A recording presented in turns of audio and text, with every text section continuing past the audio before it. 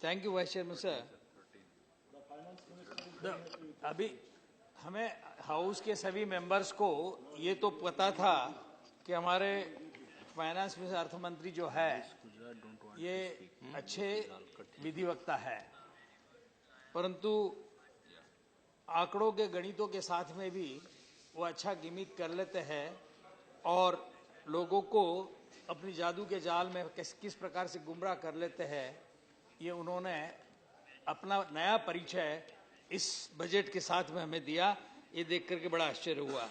अध्यक्ष महोदय, vice chairman sir, उन्होंने अपने इस बजट के अंदर ये प्रयास जरूर किया है कि कुछ लोगों के आंसू पोंछे जाए और कुछ लोगों के आंसू निकाले भी जाए। सिलेंडर्स देकर, एलपीजी सिलेंडर्स देख करके 1.5 लाख घरों के अंदर, 1.5 करोड़ घरों के अंदर करीब 5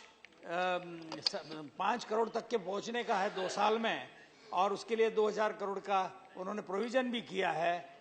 उनके आंसू पोंछने का प्रयास कर रहे हैं, मैं उसके लिए उनको धन्यवाद देता हूं। पर साथ साथ में सर, जो कि सुनार है, छोटे छोटे व्यापारी है, उनके ऊपर एक्साइज ड्यूटी लगा करके और उन्होंने उनके आंसू निकालने का काम किया। हालांकि मैं मानता हूं कि आपने इन छोटों को सब एक्सक्लूड किया है, परंतु सर पीछे 1963 से लगा के तो 90 तक के सभी व्यापारी स्वर्णकार, इनके इतना परेशानी उनको उठानी पड़ी। कई लोगों ने आत्महत्याएं कर दी, कई फैमिलीज इसके अंदर बर्बाद हो गई, और उन लोगों को अब विश्वास ये नहीं हो रहा है, भले सरकार कितना ही प्रयास कर रही है कि हम उनके दुकान पर नहीं जाएंगे, उनको किसी प्रकार की तकलीफ नहीं देंगे, जो डिक्लेरेशन वो देंगे हम लेंगे, परंतु उनको विश्वास नहीं हो रहा है कि आप जो कह रहे हो उस प्रकार से होगा।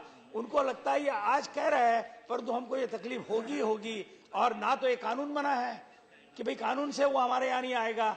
तो उनकी जो अपेक्षा है, सरकार को चाहिए कि उनको कॉन्फिडेंस मिले। उनका आज करीब 16 दिन से स्ट्राइक चल रहा है, लाखों लोग इस स्ट्राइक के अंदर शामिल हैं, और लाखों लोगों के स्ट्राइक में शामिल होने का मतलब यह है कि करोड़ों लोगों की फैमिली, करोड़ों लोग उसके अंदर शामिल होते हैं। मैं कहूंगा उनके भी आंसू पोंछने के लिए सरकार को प्रयास करना चाहिए। आपने जरूर कहा है कि वो लोग वहां नहीं जाएंगे, हमारे आदमी नहीं जाएंगे, परंतु उनको कॉन्फिडेंस मिले। एक्साइज ड्यूटी लगी है, ठीक है, हम समझ सकते हैं, टैक्स तो देने के लिए कोई मना नहीं कर रहा है, उन्होंने अल्टरनेटिव्स भी दिए थे। अब जब सरकार कहती है कि ब्लैक मनी जनरेशन रोकने के लिए हम ये कर रहे हैं, सर इसके लिए और भी कुछ कारण, और भी सजेशंस हो सकते थे। हो सकता था ब्लैक मनी अगर इन्वेस्ट होता है तो ऑर्नामेंट्स में कभी नहीं होता, क्योंकि ऑर्नामेंट्स बेचेंगे तो 20% 25% तो ऐसे ही कम हो जाएगा, और इसलिए वो इन्वेस्ट किया जाता है बुलियन के फॉर्म के अंदर। तो बुलियन के सेल के ऊपर अगर हम कुछ बंदिश लाते, वो उसका सेल करने के लिए चेक, बगैर चेक के आप नहीं सेल कर सकते, तो कौन इन्वेस्ट कर सकता, काला धन उसमें नहीं जा सकता था। परंतु हम उसका प्रयास नहीं कर रहे हैं, हम सीधा टैक्स लगा करके और लोगों को परेशानी में डाल रहे हैं।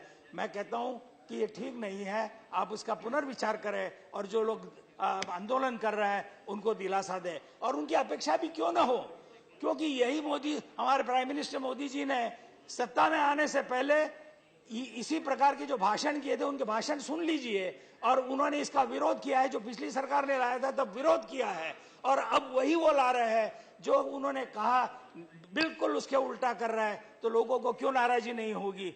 यहाँ तो अच्छे दिन लाएंगे करके बोल करके लोगों को ले आए, और बाद में वो तो हमारा इलेक्शन का जुमला था इस प्रकार से कह के, और उन लोगों को निराश कर दिए।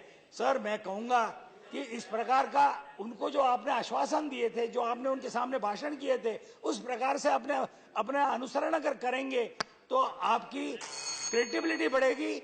आपने जो उनको आश्वासन दिए उस प्रकार से अगर आप चलेंगे तो सर वो भी खुश होंगे और उनके भी आंसू पूछे जाएंगे।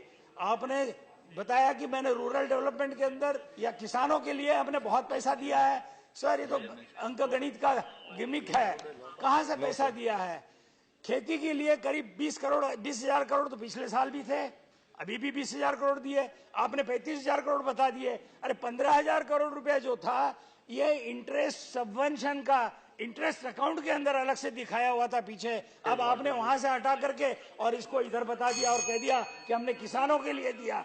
इस प्रकार से जो इन्होंने जब गिमिक्स किए हुए हैं, ऐसे हर एक डिपार्टमेंट के अंदर अपने को देखने को मिलेंगे सर, और इसलिए हमें इससे निराशा होती है। फिर भी मैं चाहूंगा कि सरकार ने जो प्रयास किया है, विश्व आर्थिक व्यवस्था के एक परिदृश्य के अंदर काफी बैलेंस करने की कोशिश की है, परंतु जो ऑयल का पैसा बचा है, जो सब्सिडी का पैसा बचा है, वो हमारे कैड के अंदर आया, वो हमारे फिस्कल डिफिसिट को ठीक करने में आया। हमें और ज्यादा कोई उन्नति करने के अंदर वो पैसा हम नहीं लगा सके हैं। ना तो आप ये कहते हैं कि पीछे की सरकार बजट को कट करके और उन्होंने काम किया था, हमने कट नहीं किया। कट कैसे करते? आपको इतना पैसा इसमें से मिल गया कि कट करने की आवश्यकता ही नहीं थी, और उसका उपयोग जो है आपने अपने जो उद्देश्य थे वो उद्देश्य को ये करते मिलाने के लिए आपने किया। आपने बैलेंस करने की कोशिश की, और भी इसके अंदर अच्छा सुधारने की बहुत आवश्यकता है। लोगों को तकलीफें दूर करने की आवश्यकता है, और उनको उनके अच्छे दिन वापस लौटाने की आवश्यकता है। लोग कहते हैं अच्छे दिन छोड़ दीजिए, हमारे बुरे दिन हमें वापस लौटाने। इस प्रकार से बातें लोग करने लगे हैं। सर, मैं मुख्यमंत्री महोदय से यही अनुरोध करूंगा, ये जो सराफों का, ज्वेलर्स का जो चल रहा है आंदोलन, इस आंदोलन को क्यों हम खींच रहे हैं? 1% ड्यूटी से 1% अगर हमने कस्टम ड्यूटी और बढ़ा दी तो ये सब झंझटें खत्म हो सकती है। एक कस्टम ड्यूटी बढ़ाने के लिए उनकी मनाही नहीं है, परंतु उनकी जो विरोध है वो विरोध है। एक इंस्पेक्टर राज वापस नहीं आना चाहिए, उनको तकलीफ नहीं होना चाहिए। जो उन्होंने भुगता है पीछे, उसकी पुनरावृत्ति नहीं होनी चाहिए, और इसलिए उसका आप विचार करें। टैक्स आप चाहिए तो उधर बढ़ा दीजिए, परंतु उनकी तकलीफें दूर कर दीजिए। इतना कह के मैं अपने विचार पूर्ण करता हूँ। Okay, thank you.